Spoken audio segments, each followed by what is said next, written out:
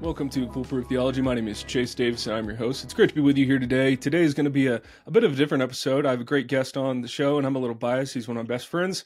Matt Patrick is on the show today. He is lead pastor at the Well Church in Boulder, Colorado, and he is my collaborator in arms, my friend, great preacher. I don't know what other titles you have, Matthew. Pastrix, co-pastrix. Yeah, that's what we get a lot when we say co-pastor. I actually hate Not using at that all. phrase.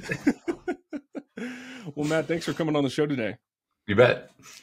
So today we are going to talk about our removal from Acts 29. This is an episode I've been teasing. If you're a regular listener to the podcast, I've been talking about doing this. I've been putting it off because honestly, it grieves me a bit to have to do this episode.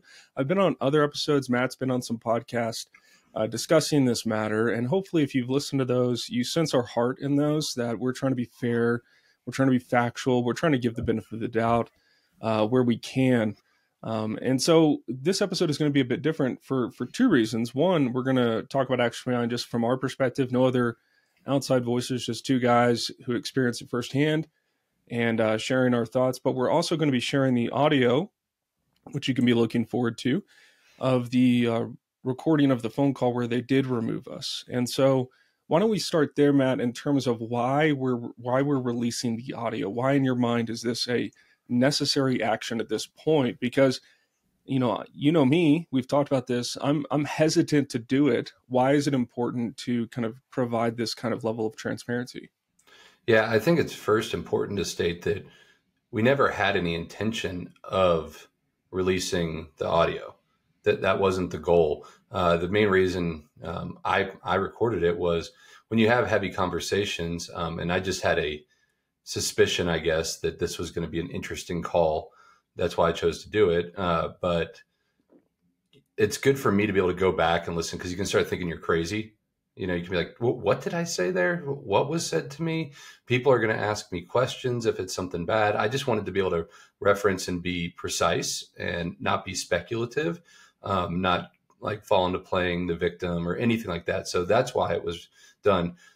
We didn't intend to release it. Obviously, we are now, so things have changed.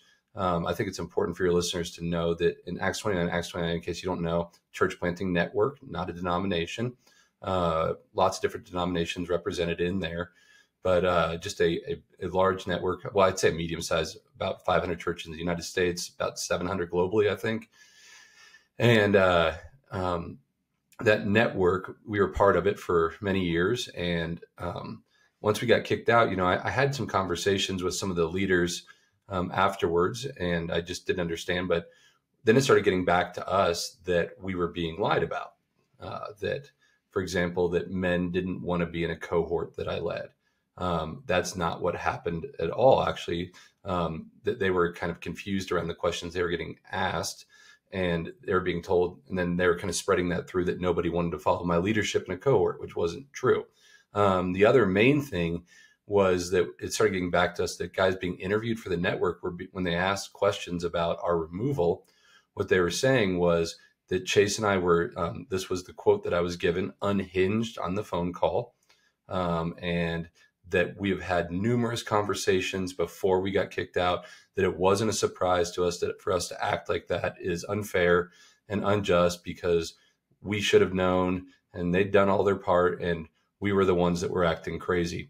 I've asked them to stop doing that several times, more than once. I got on the phone with a board member and I said, please tell your guys to stop doing this. They're lying. He agreed to me that they were lying. And so when it just kept happening, I was like, I even warned him again. I was like, you're going to make me tell the truth publicly. Right. And so that's why we're here today. Yeah, and I think that's important because it's not a pleasant thing, it's not to do this kind of thing. But I think given the nature of the discourse, there's a lot of options. When I kind of thought about it and we discussed it with our elders, and that was another reason we recorded, is like, we wanted to be able to share with our elders so that we could be held accountable in our oversight board if there was anything that did come up on the call that we should take and consider. And you'll even hear our tone on that on the call, where it's like, these are things that we need to consider. But I think, that was one reason I appreciated recording it. I didn't know you were going to record it. And then I was like, well, I guess this is happening.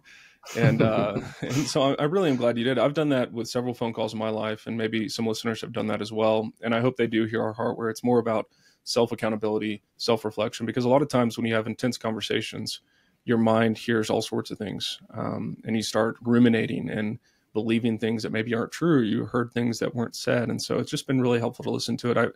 I've listened to it a couple times to do that. But in terms of providing clarity and transparency to people regarding our removal, I think that's really important for current Acts 29 pastors and people who are joining the Acts 29 network. I'm hoping this will be one of the final podcasts we do on this. And of course, by releasing the audio, there may be ramifications where they try to dispute the claims or whatever like that. I'm really not interested in that.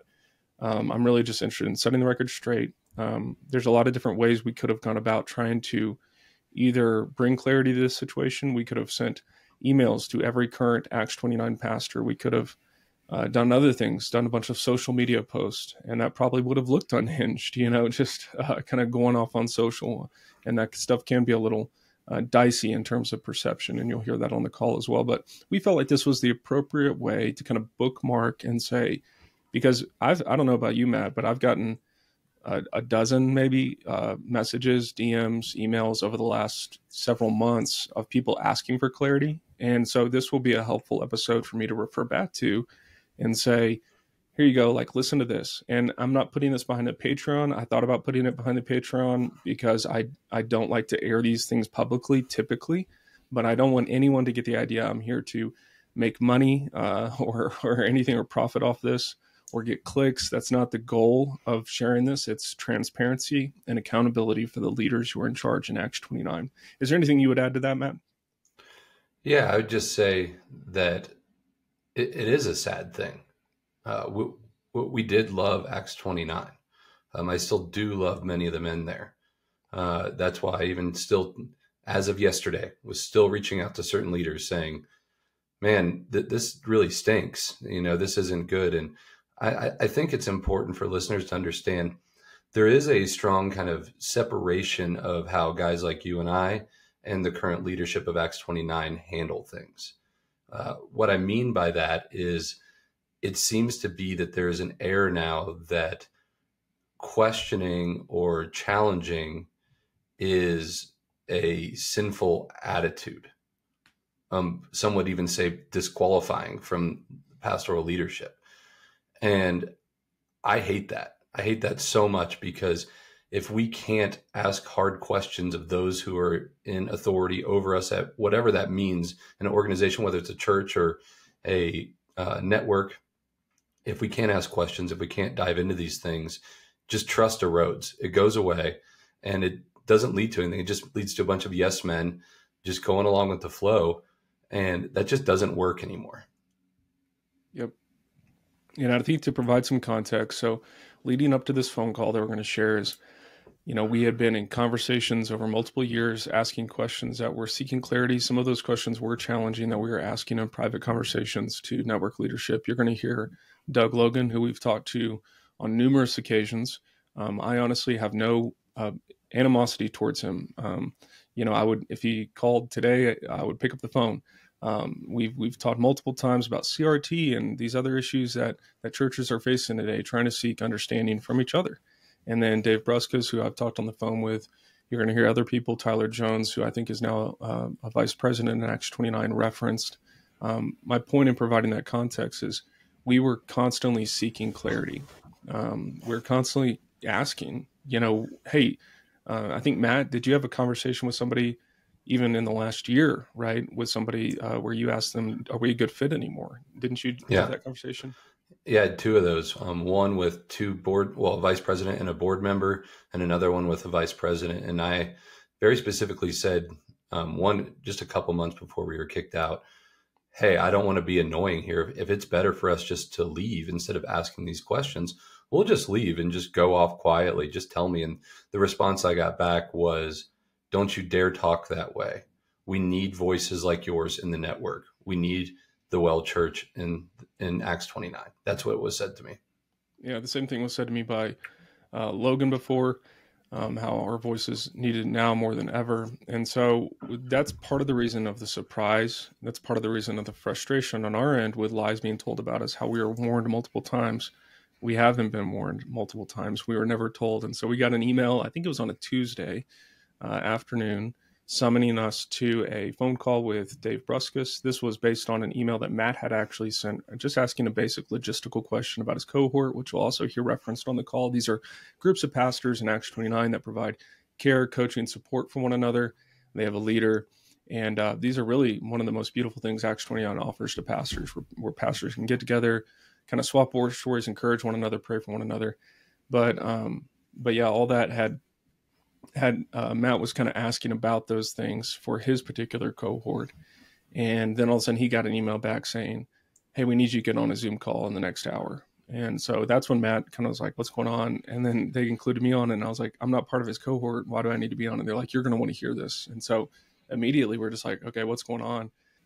So why don't we play the phone call? What you're going to hear on the phone call is Doug Logan, Dave Bruskus talking to Matt and I. Hopefully you can discern their voices. I might try to put some pictures up on the YouTube version if I can figure out how to do that in post.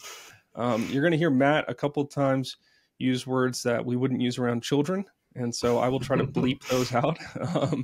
You can obviously tell the emotions are a little bit hot on the phone call. I wouldn't refer to them as unhinged, but they were definitely, it's a significant phone call. And so I think the tenor and tone of the conversation reflects that. But just a warning, if you have kids in the car for that part of the phone call, you may want to tune out for that. But let's play that, and then we'll share some thoughts. Hey, guys. Hey, guys. Thank you for the time on such short notice. I really appreciate that. You bet. Matt and Chase, good to see you. Hey, listen, guys, this could be a hard conversation, and so I'd rather, if it's okay with you, just jump to what I'm going to tell you, and then give you guys a chance to process and respond and ask any questions you want, if that's okay with you. Sure. So, you guys have demonstrated a pattern of behavior that's been combative and critical in nature, and we are not going forward with churches that can't wholeheartedly cooperate with our leadership and our work to plant churches worldwide. So the entire senior leadership of the network is in agreement to remove you from the network as of today. Guys, that's a lot. That's heavy. I'm guessing you're blindsided by that, and I want to give you a second just to take a breath and ask questions and push back, anything you want to do.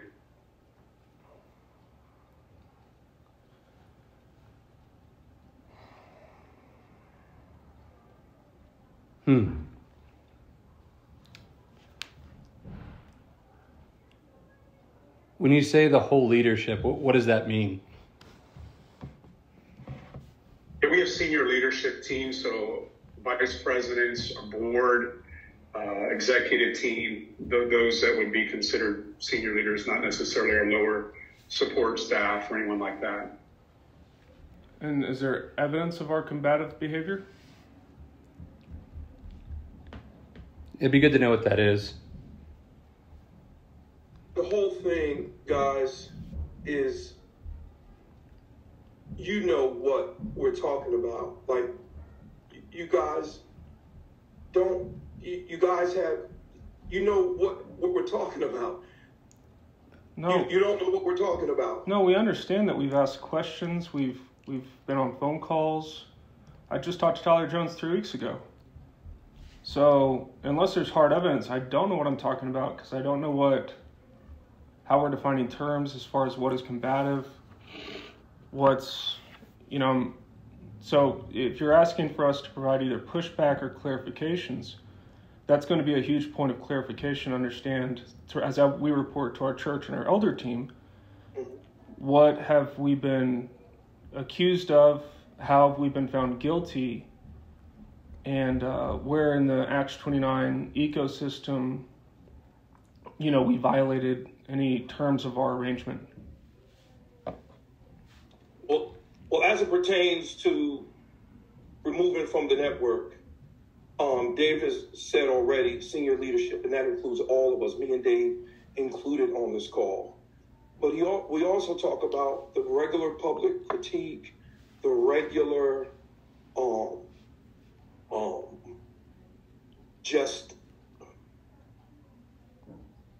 just the overall posture and the overall regular public critique of Acts 29. That's what I'll say. The overall Acts 29 public critique of it's the whole gambit of things that collectively it just doesn't. It's not going to work. What? It's not. Can you give me? I just am looking for an example. I've really been tried. One principle we've tried to operate on in house with our elders is being wise about if we are going to publicly critique the network, how we go about that and who we're talking to. And so that's why I'm asking for a specific example. I'm not trying to be obtuse or, difficult or act like there's not tension. I'm not trying to pretend there's something not there, but we've always tried to operate with transparency towards you guys. So I'm just looking for an example that you could point to, like, this is what you said here, and therefore... No, I hear you, Chase. I don't think we're there. I think the collective overall landscape of conversations and public critiques and that tension that you speak of all collectively add up to an entire senior leadership is not wanting to walk forward anymore with you guys in the network, me included. And that doesn't make you evil. That I just don't think you guys are a fit anymore. I just think it's time with that level of constant public critique. I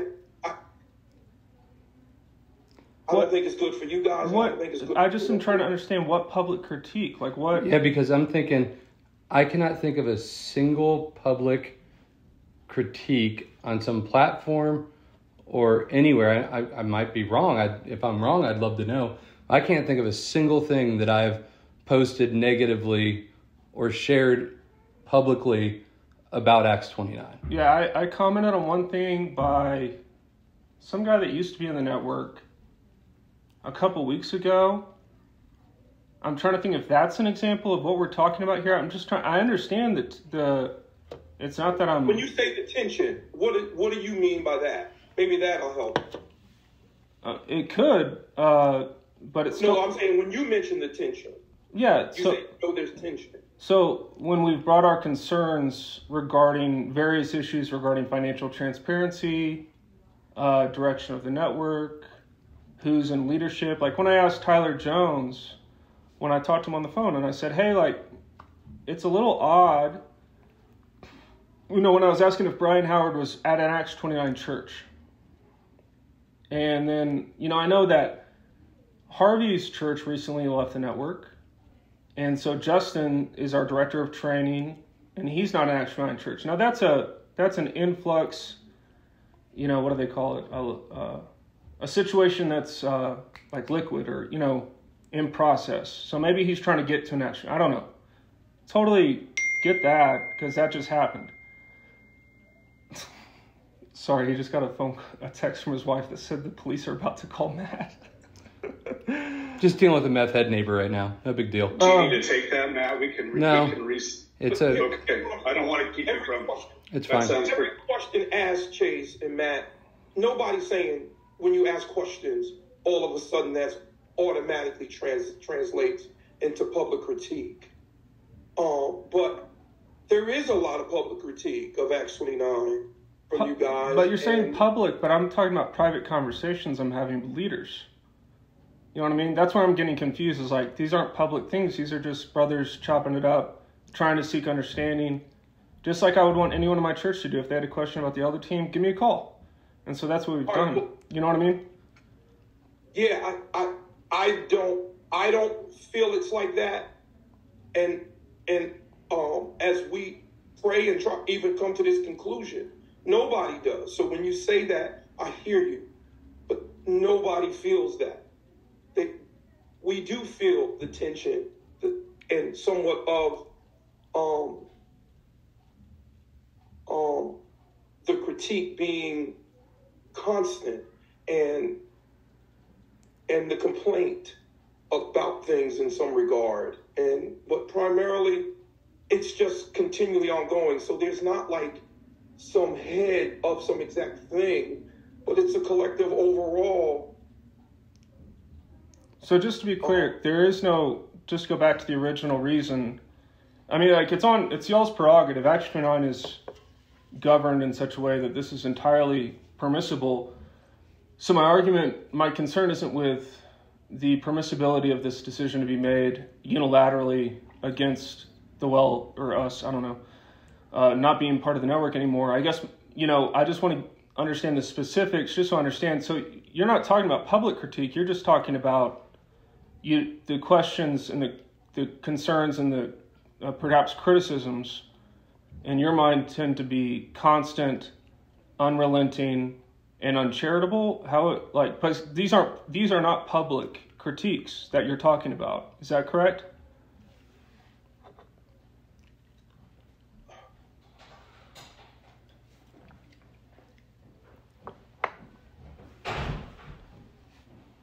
The collective overall reality, public critique, or even some private conversations, I guess we could add. That's not where I'm going. I'm staying right into the public critique. Right, but I'm saying that's wrong. Like, that's not right. Right? I mean, like, you see that, right? I don't. How is I it? wouldn't. How I is wouldn't it be public? saying if I thought it was wrong. I know. I wouldn't have called you if I thought it was wrong. Now, listen, I could be wrong, and you seem to feel that, but I wouldn't have called you heavy-hearted. I love you, bros. Yeah. I wouldn't be calling you all heavy-hearted. About to cry right now, listening to this, having to have this conversation. If I think it's wrong, I don't think it's wrong. I think it's. I just love it. I love, like, this is like going to court and, like, present the evidence. Well, I don't need to. I feel this way. Well, what is it? What did they do? Well, we don't need to tell you that. We can just tell you they're guilty. That's what I'm hearing and as I'm interpreting it. And so that's because I didn't do a damn thing other than try to help this network as much as I can. When I talked to Dave at the conference, I expressed how much I love the network. I've been talking to guys going, man, I'm here. I'm not leaving. I do not quit on this thing. I want to be here. We've given this network hundreds of thousands of dollars, and this is it. And so it's kind of like, okay, cool. Like, I mean, if there's nothing to be said, then there's nothing to be said. But it's just going to be one of those things where I'm just like, somebody's going to ask me why, and I'm going to say, I really don't know. I can't give them anything. You know what I mean? And I'm just like, if somebody were to ask me, like, it's so funny to me, Doug, because like our network is about church planting. We're getting ready to launch out our next church planter. It's going to be real hard to be like, hey, buddy, you should join Acts 29, and all these things where it's like, we feel like if there's any church that's tried to be what Acts 29 is, it's been our church. And so that's why we're so confused. And yeah, we've had disagreements with leadership and decisions that were made, and we've always asked you guys. There is not a thing I can think of that I've said to somebody else that I haven't said to somebody in leadership or haven't processed through with somebody else. And so it seems kind of silly to me. It seems like we hurt somebody's feelings somehow, and it'd probably just be easier to get rid of us than to deal with us. That's what I sense. Well, one of the things I make clear for both you and Chase is, as far as I'm aware, is because I don't think anybody is saying you've sinned against people. There's sin that's been, committed individually, person to person. I don't think anybody, as far as the conversations I have, has any problem with you guys asking questions that would be questions of organizational integrity, like, hey, where does Brian go to church? Well, I don't think that's the issue. I think the perception is based on just people looking at social media, looking at other forums that you guys participate in. There just seems to be almost, and I'm not trying to make this, I'm trying to draw a principle. I'm not trying to attach a proof text to this, but kind of a Barnabas and Paul splitting over John Mark. There just seems to be a difference of fit right now where we don't fit. We might fit theologically type, but not philosophically. And it feels like that as people purvey and purview and review what you guys put out, social media and other places, that there's just this kind of subtle criticism of Acts 29, where we are and what we're about. And so, but you're I would say you're it's not more able, of that than, right? Go ahead, Chase, go And I ahead. get that. Like I understand that my whatever I say on social may not jive as much as it used to with the ethos of the network. So I'm not an idiot. Like, I can see that. I just am failing to understand how it's been a direct attack. Like, when you messaged me, like, remember, Dave, when I posted a critique of I do. When you and I interacted on Facebook? Yeah, and I posted a critique of Russell Moore. It was a good conversation we had, and I was wrong in that, Chase. I mean, you can do whatever. I was harsh, and I was wrong on that. I'm sorry. Well, okay, yeah. And I've had good conversations with both you guys as well. So, okay, you don't have to do this. I mean, I guess that's the way it works. Let me ask a pragmatic question, just because, one, I'm really mad, and I'm afraid to talk because I'm afraid I'm going to say something, because right now I want to burn it down. That's where I'm at right now. Just so you know, I feel like this is wrong.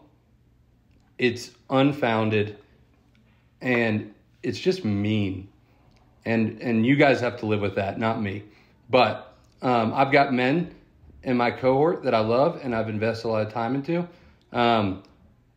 So pragmatically, am I on the hook just to pay for this upcoming trip I have in 2 weeks? No, not at all. Not at all. And Matt, I totally understand why you feel the way you do. I mean, I don't think you do. I don't think you do.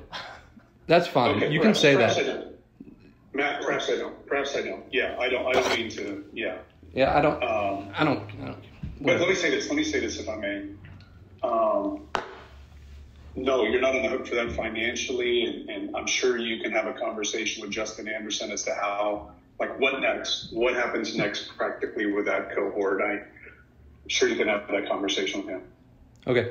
And the fact you want to burn things down, I get that.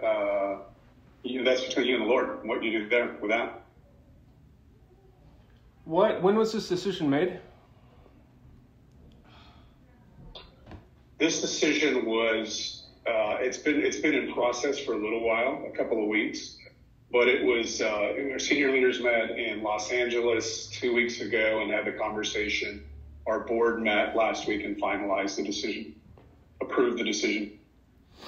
And just to be like, so if I were to communicate to the cohort I'm in, I'm not coming because Acts 29 kicked us out.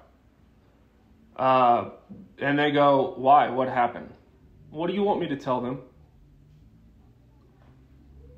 First of all, you tell them what you like, but the reason that we're giving you has been a pattern of combative and critical postures in the way you've communicated theological things, both inside and outside of Acts 29.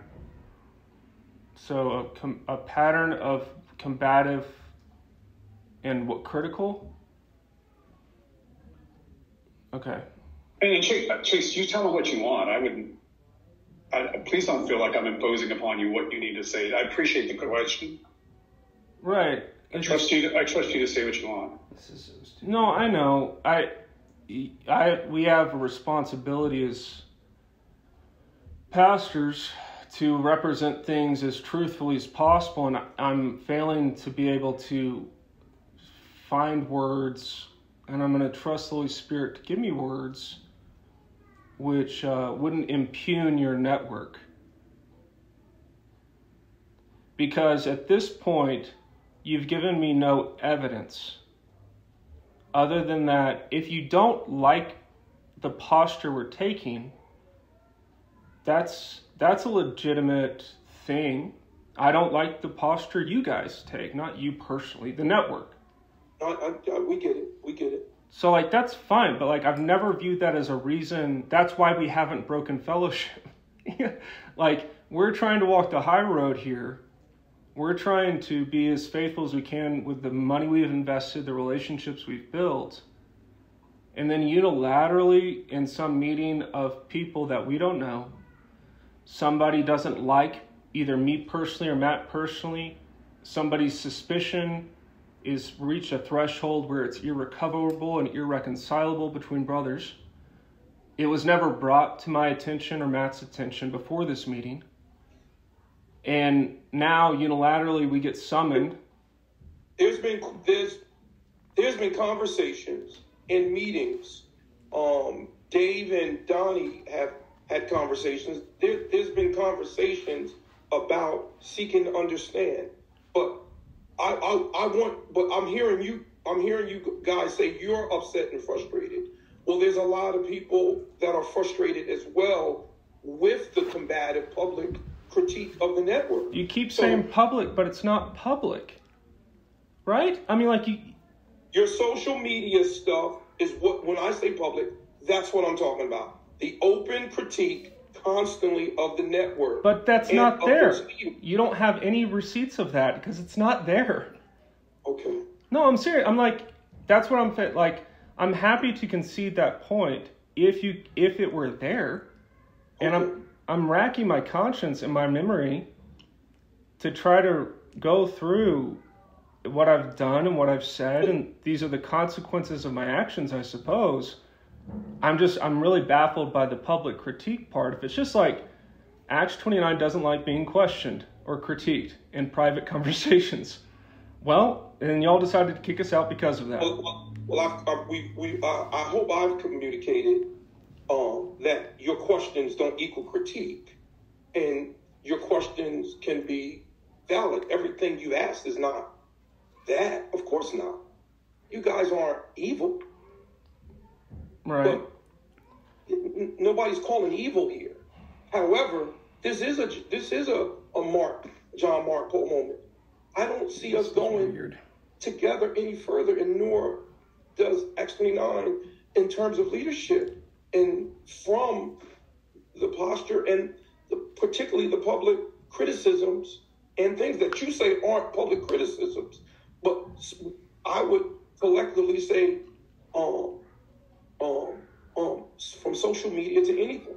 But don't hear an evil call. Don't hear some you guys are demonic call. Here, this is not working. This is it doesn't we're not compatible with in terms of how you guys have criticized and said those things. Well, but you're not. But there's no specific. There's like that's what's baffling. Is like let's use the word missional. That's a big word that Acts 29 uses and we use. And we've been trying to figure out how to do missional better. So I started a podcast to try to talk with people about how to think more clearly about missional. I've asked questions. Hey, is this what missional means? I critique Russell Moore and Dave French publicly. I do that. They're not part of the network. So, like my efforts to try to gain clarity and articulate a vision for the church has led to somebody not liking what I say. I mean, Dave, it was whether you were right or wrong when you messaged me, it revealed a lot. It revealed a heck of a lot.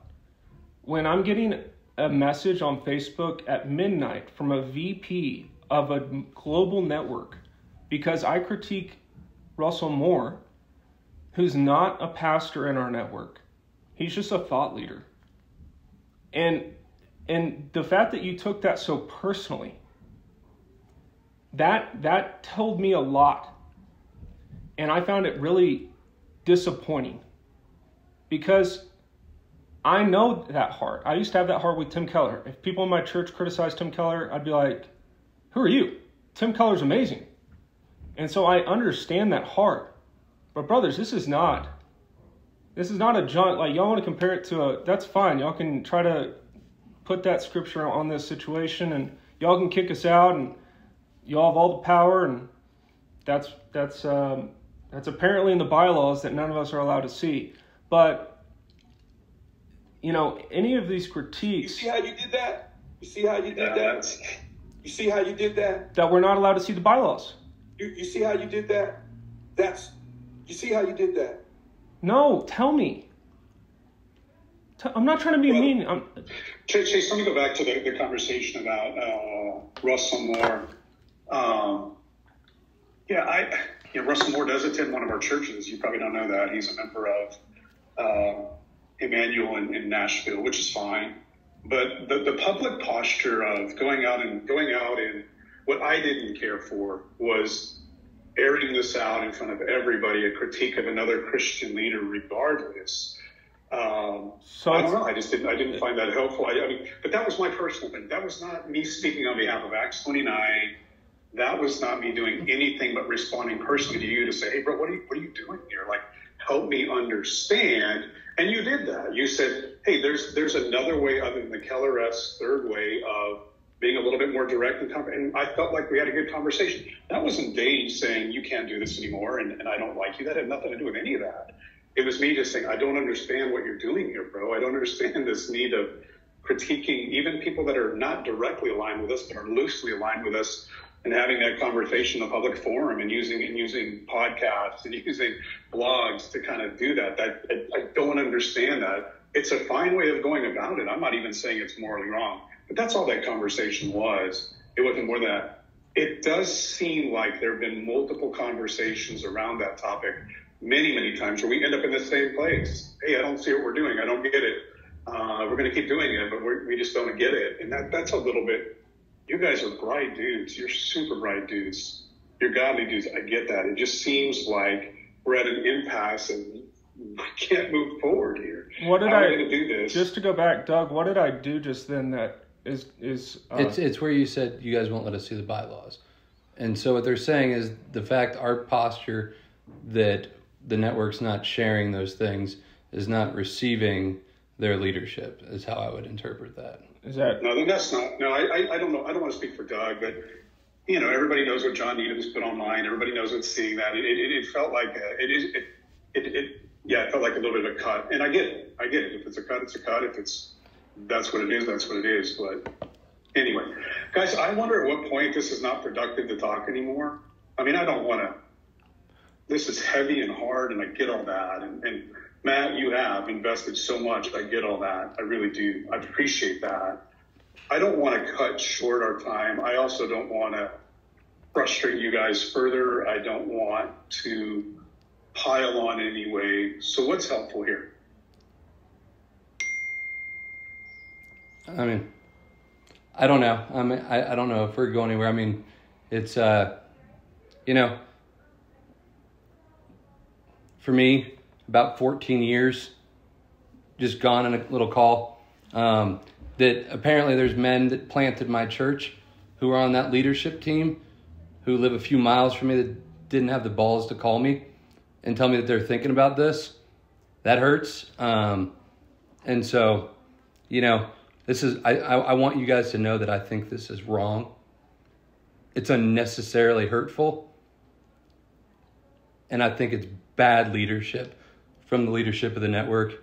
As somebody who sits on multiple boards myself, I'm extremely disappointed and saddened. That's where I'm at right now.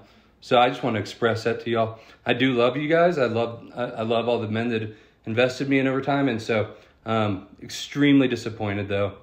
I'm really struggling to think of something where I've been this disappointed over in my whole entire life. And so that's for me to wrestle with.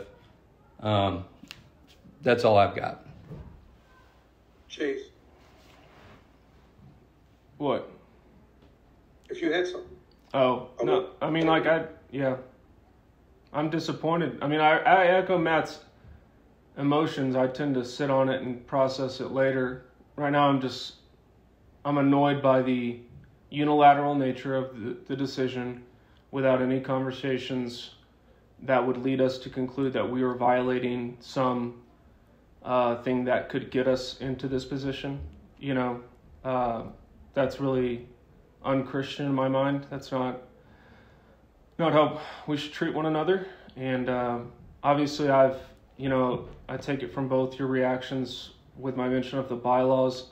I understand that there's a perception of me that I will consider and take before the Lord regarding my own, personality and wiring and temperament, that I need to be sanctified. And You both have my number, and we're just really disappointed. This doesn't need to be this way, and we're perplexed as to how it got this way. And we'll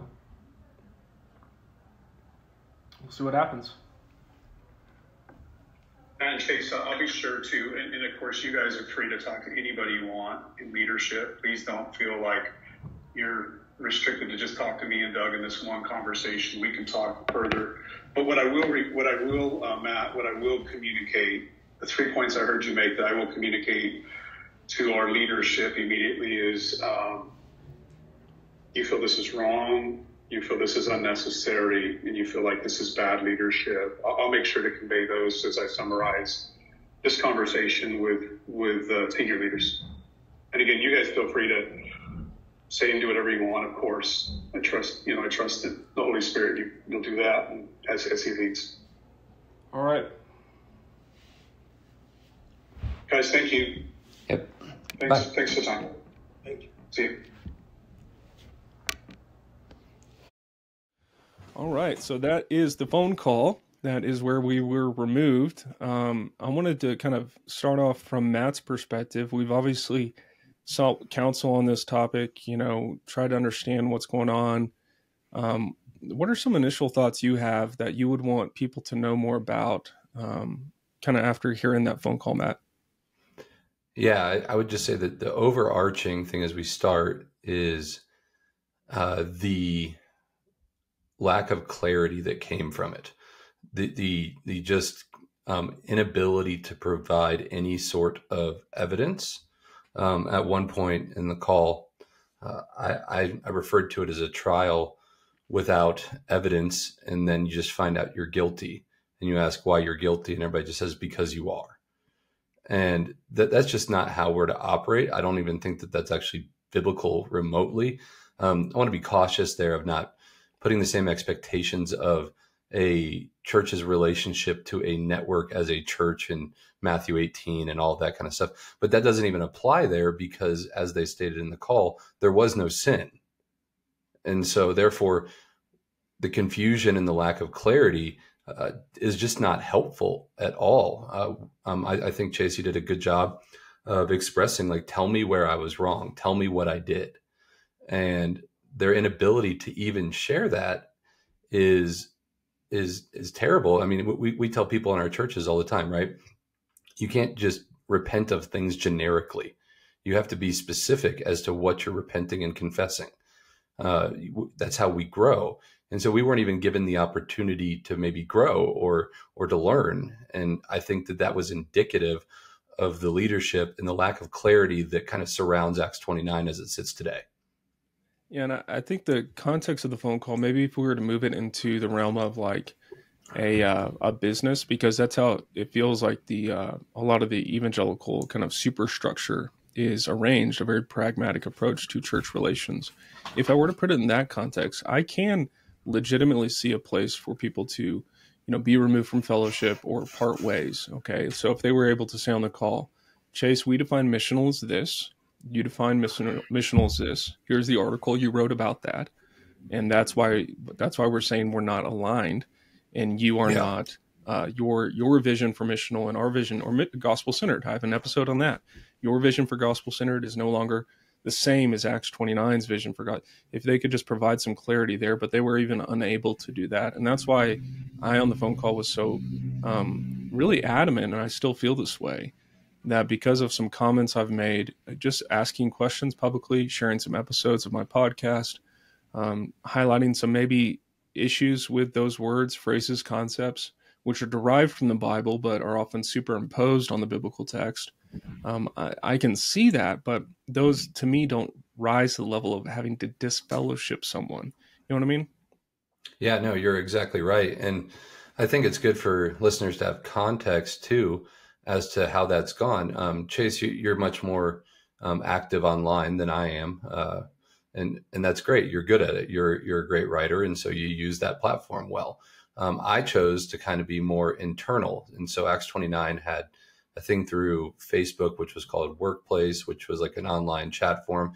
And in there, I was asking some hard questions around the race issues. And I was asking questions when COVID was going about, you know, how we're going to handle this. I remember one time I commented something just almost being playful. I know I was being playful. I just said, guys, if I have to wear a mask one more time, I think I'm going to jail. And I was just joking, you know, it was meant to be playful. And the amount of pushback I got for saying that was quite shocking. And the Acts 29 that I knew had kind of the oomph, if you will, to handle that and be playful or go, I disagree with that, but that's funny or whatever, you know? And so there's a lot going on there, whether it's you online or me kind of behind the scenes. And I think it's, to be fair to Acts 29, I can understand when they say in the call, you guys are not a good fit, but there needs to be something after that. The reason why, like the things that you stated, that needs to be stated, not just a generic, you know what we're talking about, or as Doug said repeatedly, it's the whole thing. Well, we don't know what that means, and that's just a pretty hard thing to receive, you know, and even grow from.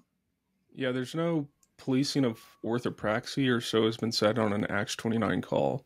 And so there's a great deal, what I sense, of duplicity in their willingness to tolerate certain behaviors in the pulpit and in the public square, whether it's, you know, Guy Mason promoting trans ideology, Jerome Gay having a woman preach at his church, both Acts 29 churches. That's permissible. They're not disfellowshipped. But someone who has private conversations, asking questions, maybe challenging a pattern that we're seeing, and really trying to seek understanding, trying to dwell in unity in that way. And then even offering some public thoughts online about, you know, concepts, theological concepts, that is actually enforced. That is orthopraxy. That's actually grounds for removal. And so there's a great deal of duplicity, and that's confusing to guys like me, is like, what's going on here? And so that unnerves me and annoys me. And, you know, it just really is a sad thing to me. It doesn't have to be this way, because all someone would have to say is like, well, here's our stance on this matter. And I get there's a lot of pressure on Christian leaders today to take stances, you know, and to do certain things, release certain statements. We get that. We've been in those conversations ourselves at our church. But I think for an organization that's responsible, you know, for 700 churches, planting more churches is their aspiration, a good aspiration. We want to plant churches as well. We are planting churches. To neglect, you know, some really weighty matters today regarding sexuality, regarding complementarian theology, and just providing clarity for people, that's really neglectful leadership and ignoring some really significant things. The way, I think there's a C.S. Lewis quote about, you know, there's a flood happening, and it's like the Titanic, and it's going down. And there's a lot of people right now with fire extinguishers trying to put out a fire on the deck. And it's like, that's not the most important issue right now. Like, yeah. And so we were trying to highlight that the ship seems to be sinking, not in terms of necessarily Acts 29, just culturally. Things seem to be eroding. Things seem to have shifted. And so what are we going to do about it? How are we going to save people? How are we going to reach people? How are we going to engage culture today? And all the while they're like, how dare you speak too loudly about that? Or how dare you raise that question publicly? Or how dare you say we're not good enough? Or whatever perception they may have. And that's what a lot of it comes down to for me, is perception, you know, and people can hear things online one way. I've learned my lesson on Facebook. When you share a hot take on Facebook, people are coming there for puppy dog photos and life updates about your latest anniversary trip. They're not looking for Chase's hot takes. And so I've tried to pull it down on that platform just because it seems to be unnecessarily aggravating to some people. But a lot of it just comes down to perception and personal slights that could easily be resolved, you know, and seek understanding. You even heard that on the call between me and Dave Bruskus when, you know, he reached out to me about kind of me distancing from Russell Moore on Facebook. And, you know, that was fine. Like, I'm fine with that. Like, message me, you know, we can disagree as brothers in Christ. So that was really, but it was telling, as you said in the call. It was telling. Tell me more about that. Yeah, it shows us our network has a lot of friendships outside of our network, which is totally fine. That makes sense. But there is kind of the evangelical elite, or as they call them these days, the Big Eva, right, that are out there that seem to be untouchable. And if you question one's methodology, then they take that as a personal attack. And I think where people like you are misunderstood in these kinds of things, Chase, is that you're coming at it more academically. You're kind of just saying, I think this method is maybe not the best method here. You're not even questioning that person's salvation or all these things that you may get accused of. But what it shows us is a level of fight for men that aren't in our network and a allegiance to methods over what our network stated, our former network's stated mission is, which is to plant churches. And I think it's a little bit absurd to kind of believe that we don't speak to orthopraxy. Like, that's an impossible thing. Actually, Chase, you should talk about that. You wrote a book on it. Like, help people understand that, why that's an impossible thing. Yeah, so the issue of orthodoxy, orthopraxy, and orthopathy or orthopatheia, those are three issues that, in my mind, in theological studies, biblical studies, really the Christian life, they all go together. For one, to separate matters of orthopraxy from their life that is the heart of antinomianism. I mean, it's saying we don't care about how you behave in life. And to me, that just reflects kind of the neutered, kind of gospel-centered ethos, which is there's mercy and grace in Christ. That's all we need to focus on in every sermon. We're never going to apply the Word of God to your life and encourage you to live in accordance with the Word of God and call you to repentance. I think what a lot of people are scared of in that is they're scared of legalism. They're scared of like this obsession with doing the right thing. And so I think a lot of people hear that as an encouragement to go back to maybe some kind of strange fundamentalism. And that's not the call. In my mind, those three are connected, which if you were to read my book, and I can put a link to that in the show notes, with this idea of triperspectivalism, where all three are essential for the Christian life. And honestly, I was deficient in this early on in ministry because I'd become reformed, loved the doctrines of grace. My friends that are Presbyterian would joke that I'm not truly reformed, just Calvinistic in my soteriology. That's totally fine. My point being is that when people become reformed, oftentimes they can become antinomian easily because all of a sudden the mercy and grace of Christ is like, oh my gosh, it never stops. Like his forgiveness is unending and his mercy never ends. Like, this is great news for all sinners. And so what we continue to do is focus on that and ignore orthopraxy. And so I think that statement right there is super revealing because it reveals a spirit of antinomianism. And if you don't know what that is, it's just against law. It's saying the parts of Scripture that are maybe hard to understand or need to be applied to our lives or confront us in our sin, we're just going to ignore that. The only use of the law is bad, meaning it's a negative diagnostic. Its only use is to reveal your sin, and then you run to Jesus. And that is a use of the law, but there's other uses as well. It's a pedagogical thing. And if we can't pray like David prayed, saying how I love your law is good, then I don't know that we're understanding the biblical terrain well. And so I think that this issue of orthopraxy really matters when you're talking about, women preaching or that kind of thing. And on these matters, we're just looking for clarity. And they could tell us, hey, we're going to allow this. And then we would go to our elders and be like, okay, we're now part of a network that's going to permit this. Do we still want to be part of this network? That would be a conversation we could actually have. But because they remain indifferent because of their antinomian inclinations, they're going to see more of this keep happening, this lack of clarity, which is so important in our day, especially from people who are responsible for so many churches.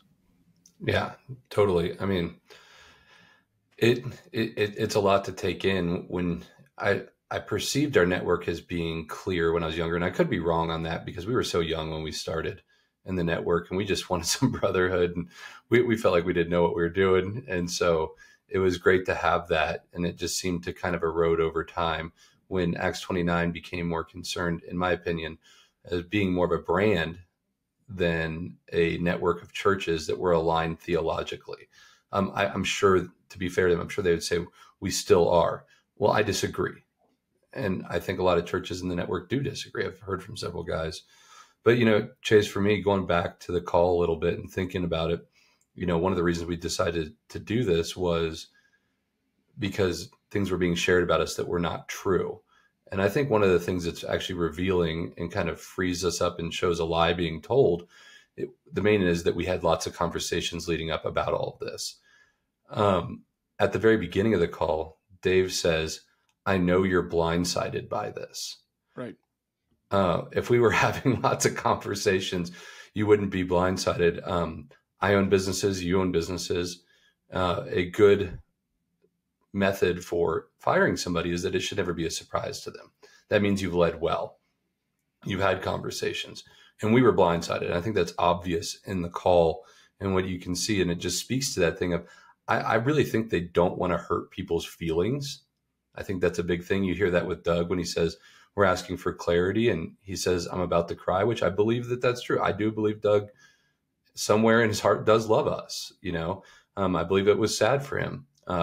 But nonetheless, you're just appealing to emotions at that point. That's not actually giving anything to grow off of.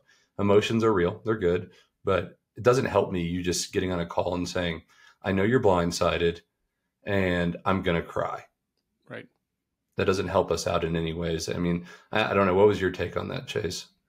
Yeah, I just kind of brushed it off as emoting. I mean, I'm fine with people being upset. But I think when I think of Doug as he's a friend, he has been a friend. Our friendship, the terms of conditions of our friendship have obviously changed currently. But I think when I was talking to my wife, talking to our elders about it, these men were paid by Acts 29. I say were because Dave Bruskus actually is no longer employed by Acts 29. I don't know why he stepped down. I thought about reaching out, but I just didn't know if that was my place. He's now employed in Dallas, not even in the Acts 29 church. So he left Acts 29. These are men who were paid by the board to enact the wishes of the board. And so I think that differentiates any kind of animosity I have. Because honestly, bro, like if I was in their shoes and I'm being told by this organization, you need to enact our will or you get fired, then that's a really heavy thing for me to carry. And so I have a lot of people would want to dump on these guys. And I'm like, I honestly sympathize with their role and responsibility within the broader organization. That doesn't mean they're not responsible for the words they said or the actions they did, but it's just kind of like they're men.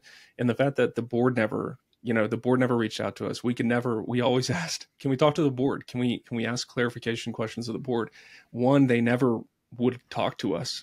And two, apparently they were talking about us behind our back, unbeknownst to us. Which I asked him about. Yeah. Yeah. And I was told, no, we're not. Because I asked at one point, it feels like we're blacklisted from this network, not on the call, in a previous conversation. And they said, absolutely not. There's no conversations that I know of going on about you guys and leadership. Right. And so, I don't know who's telling the truth and who's not. I don't want to presume anybody was lying. Maybe they just didn't know. But yeah, it's just not clear. Yeah. And so hopefully sharing this has provided some clarity to our listeners. If you go to the Well Church, maybe it'll help you at least kind of rest easy, knowing that, we're trying to do the best we can, stay humble, stay receptive. And hopefully if you're applying to Acts 29, I would encourage you to reconsider or at least ask some really clarifying questions going in. And if you're part of Acts 29, we just wanted to provide some clarity to you regarding what you're being told about us, our demeanor, our behavior, and the context surrounding this disfellowshipping of our church from the network. Matt, do you have any closing thoughts for our listeners here? Yeah, I would just say, I think the majority of the conversation was around us asking for specifics. Because what was the reason we were disfellowshipped was because of constant public critiques of the network, is what was stated to us. Still to this day, we have not. Now, if you're listening to this now, I think it's important to note we have critiqued the network publicly, and you would say that we're doing that right now on this. But prior to being removed, to my knowledge, there was never any public critiques of the network, especially in the negative form. And so I think it's important to say we still to this day have not been given any example. We've never been given anything written up. That call is the only thing we've gotten from Acts 29 in regards to our removal. Yeah, and there's no process of appeal. So you can't appeal these decisions. These decisions are made unilaterally. And I think that speaks to a broader cultural issue in evangelicalism, kind of this idea of the 11th commandment, how you're not allowed to critique publicly. The only thing you're allowed to do is celebrate publicly. I think that's really a sad thing. I don't think it's a biblical standard. It's adding to God's law. And so even if somebody were to perceive maybe a public critique of Tim Keller or Russell Moore or anything like that, who, like I said, are not in leadership in Acts 29, it reveals a very deep cultural rot in evangelicalism, where it's more like a business, and it's about who you know and who you're friends with. And loyalty is really important. We don't want to, discount that. But when we elevate loyalty in this 11th commandment idea to the place where now you can disfellowship people if they kind of hurt your feelings with something they say, I don't see that as being a biblical standard that's really enforceable, and it can only lead to more disunity, not greater unity. So that's kind of how I sense a lot of this stuff. Yeah. Well, Matt, thanks for joining me on this call today. I know it's a hard thing to do, just to listen to this. I know for some people it's more of a laughing matter in terms of like, I can't believe they did that. But for me, this is a grievous thing. It's a sad thing. We hope for the best. We want Acts 29 to be what it could be. And what we believe, that's why we stayed in it, is we thought, this is something worth recovering. And so hopefully this was helpful for you. Matt, thanks for being on the call today and taking some time to share your thoughts. Happy to be here, man. All right. If you're a listener and you enjoyed this episode, I'd love it if you give it a great rating. Maybe you didn't enjoy the audio, but maybe you enjoyed our commentary. Give it a rating, subscribe. You can sign up anywhere. I also have the Patreon link in the show notes. You can sign up for that. Any dollar amount helps me bring great content to you. And we will have some great content coming your way. I'll be sharing a talk on winsomeness I recently gave on this in audio form coming up in the next month, so you can look forward to that. But until then, we'll see you next time.